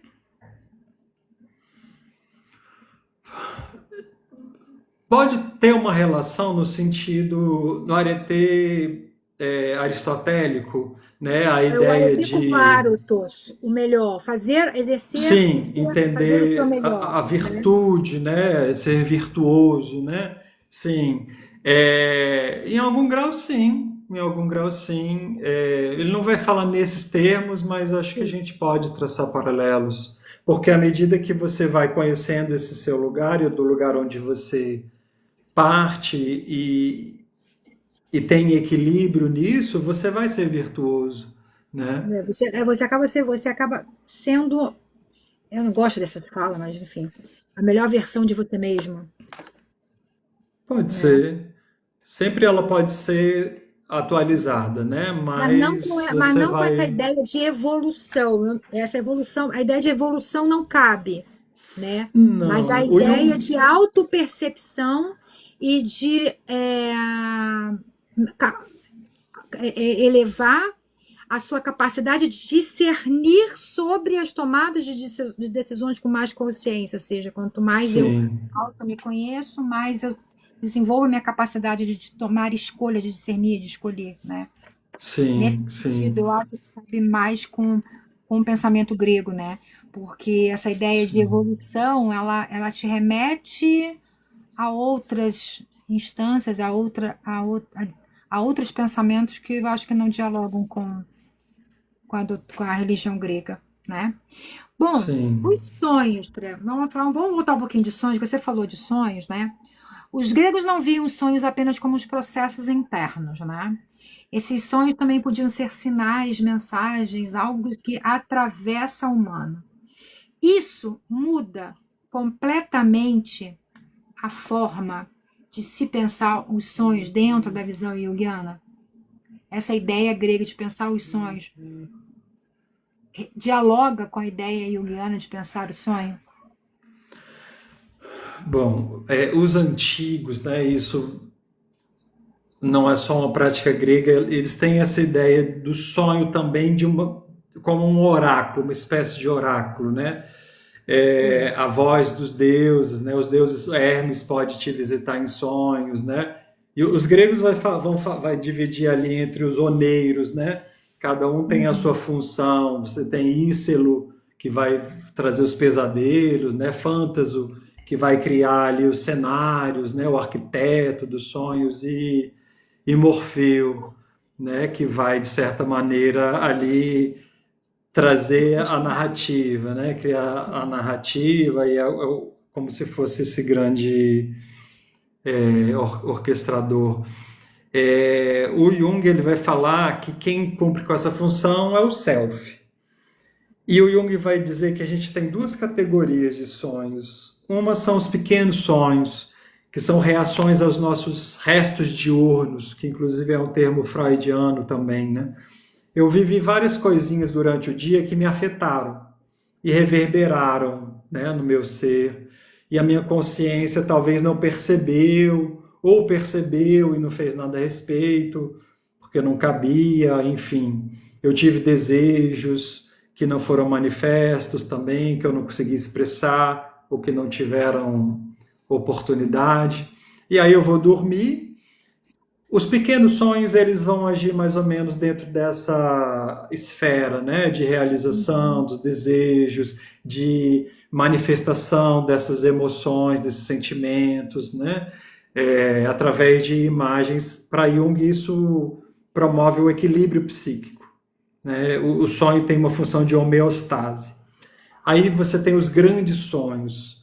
Os grandes sonhos talvez não é exatamente a mesma coisa, mas aí eu acho que a gente pode traçar um paralelo com uma visão talvez mais helênica, né, que são sonhos arquetípicos. São sonhos que vão mobilizar uma quantidade de energia psíquica muito maior, e são sonhos que vão estremecer a nossa alma, assim, sabe? Podem ser grandes visões, né? Pode ser uma manifestação de alguma entidade falando alguma coisa para você. Eles têm mais força, né? E esses sonhos normalmente eles são mais raros na nossa vida, e eles são mais assim, são marcadores, né? São grandes marcadores que vêm normalmente próximo de grandes mudanças na nossa vida, né? Sim, faz sentido. Bate com o que eu acredito mesmo. Eu, Sim, é que eu acho, né? Não é que a tradição fala, não, é que eu sim, acho, tá, gente? sim, Agora eu vou sim. jogar uma bomba, né? Para você, para o Hum. Jung, você não, para Jung. O símbolo é objetivo ou depende do indivíduo? O símbolo que vem nesses sonhos, ele é objetivo ou ele depende do indivíduo? O símbolo para Jung ele está intimamente ligado com a história do indivíduo. O símbolo ele agora eu vou ser muito técnico, né? É difícil de explicar de uma forma vaga para não falar, para não se distorcer muito. Existe uma função psíquica que chama função transcendente. A Hum, função transcendente é quem equaliza a dinâmica de troca de conteúdos entre consciente e inconsciente. Toda vez que esses conteúdos se encontram, ele gera um símbolo. E esse símbolo ele tem a função de homeostase psíquica. Então, ele vai estar intimamente ligado com a trajetória da pessoa. Esse é o símbolo que eu posso viver na minha história. Agora, a gente pode falar de símbolos coletivos, coletivo. né? Os símbolos coletivos, como eu falei anteriormente, aí vão se manifestar na forma de imagens arquetípicas que são absorvidas por uma cultura, né? A gente pode entender que o rapto de Perséfone é um símbolo O símbolo. coletivo para os gregos, para os helenos, que em algum momento vai estar diretamente relacionado às mudanças das estações. A depressão de Se tornando Deméter é bem vista como. objetivo, né? Se tornando Sim, bem objetivo nesse sentido aí, sim, nesse caso. Sim, sim, sim. A depressão de Deméter é o inverno. Olha que poético, sim. né? É quando a deusa dos grãos, na sua tristeza, não consegue gerar o sustento, né? E aí o retorno de Perséfone marca a primavera e o verão e a abundância, o período da alegria de Deméter. Então, o humor da deusa vai definir as estações, e é um tempo cíclico, né? É um tempo cíclico e que sempre se repete. Nesse sentido, o símbolo tem um aspecto bem objetivo para o coletivo, né? Sim, Mas exatamente. para mim também ele tem um objetivo que é de regulagem psíquica, mas ele vai dizer respeito só à minha história, né? Exatamente. Isso é interessante porque muitas vezes as pessoas, principalmente os mais jovens, eles se impressionam demais com os sonhos. E também existe uma necessidade de se comunicar, de ter comunicação clara, uma comunicação quase que humana com os deuses, né? E aí a gente tenta falar justamente isso, que existe essa, que a mente, ela vai muito além, que a gente tem que tomar muito cuidado. E é isso que a minha outra pergunta, né, para ti, né? Existe um limite para essa interpretação simbólica quando nós estamos falando de sonhos? Aí tu pensa nesse discurso para essa galera mais jovem, né? Que tem essa necessidade Hum, de, ou carências afetivas, ou sei lá, qual é o motivo que faz com que a pessoa deseje tanto assim, ter sinais, né? Principalmente através, que acredita em tudo que sonha, acha que vai acontecer, não consegue fazer essa distinção. Então, é nesse sentido que eu queria que você falasse: existe limite para a interpretação, ao simbolismo, né? Ou não? eu não diria limite, eu diria que é possível fazer uma leitura completamente equivocada desses símbolos, né? E aí, nesse sentido, a pessoa se enganar ou até se prejudicar, porque ela vai ler e interpretar de uma forma errônea aquele símbolo, né? Uhum. Sim, Eu diria que talvez a palavra limite eu não sei se caberia mais. Eu acho que é mais isso, assim, a atenção para observar, para o ideal é que se faça um estudo do sim. entendimento, né, do que significa. E de preferência que não vá para a inteligência artificial e pergunte o que aquele sonho significa, porque ela vai dar uma leitura genérica, Tu já né? colocou um limite aí, né? Não é É, à toa, não é à toa, é que eu falo sempre, né? Não é à toa que o oráculo de Delfos era uma instituição, né? E não era uma pessoa que interpretava, né? Era um conjunto, né? De pessoas interpretando. Então, eu vejo, eu consigo entender o limite não como uma estrutura física, mas como um alerta de, olha, atenção, né? sim, Atenção. sim, Nem tudo é tão lógico, né? Nem tudo é tão claro que a sim, gente que está cheio de necessidade, a gente vai conseguir abrir mão das nossas necessidades para fazer uma leitura profunda sobre, né? Bem, sim. e a minha última pergunta, prometo para você, prometo, essa é a última mesmo, tá, gente? Até a filha já voltou da orquestra aqui. Na tradição grega, a religião é uma construção. Na tradição grega, a religião não é uma construção psicológica. Ela é uma relação com o divino. Quando tudo vira interpretação interna, essa relação vai se perder dentro da lógica da religião grega. A pergunta é: existe um risco de esvaziamento sagrado quando eu construo uma religião de forma psicológica, subjetiva ou não? O que Jung falaria sobre isso? Existe Existe uma o necessidade psíquica ou apenas a religião ela vai trazer uma realidade espiritual para esse todo?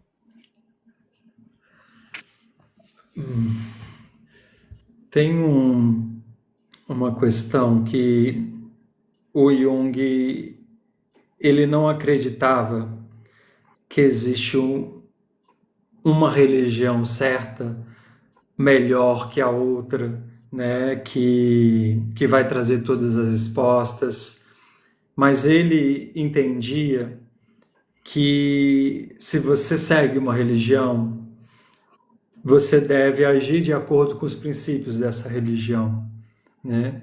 E, e toda a ritualística dessa religião tem um valor que vai trazer paz, que vai trazer respostas para essa pessoa, que vai trazer equilíbrio para essa pessoa.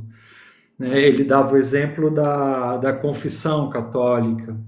Confissão católica, para quem é realmente católico, praticante, né? Para quem está ali atormentado com os seus pensamentos, com os seus atos, ele vai lá no padre, ele se confessa, né? Ele faz a ritualística sugerida por aquele sacerdote, né? Por aquele padre, e aí ele alivia.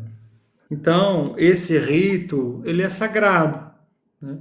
Esse rito, ele é sagrado. O problema é que a gente se afastou muito do sagrado e de uma cosmovisão sagrada, quem traz muito isso é o Mircea Eliade, né? No livro Sagrado e o Profano. E a gente vive uma vida muito profana e a gente quer encaixar o sagrado nessa vida profana, né? A gente quer racionalizar a religião, a gente quer interpretar, a gente quer customizar, né? Ah, não, eu vou pegar isso Adorei daqui, mas customizar.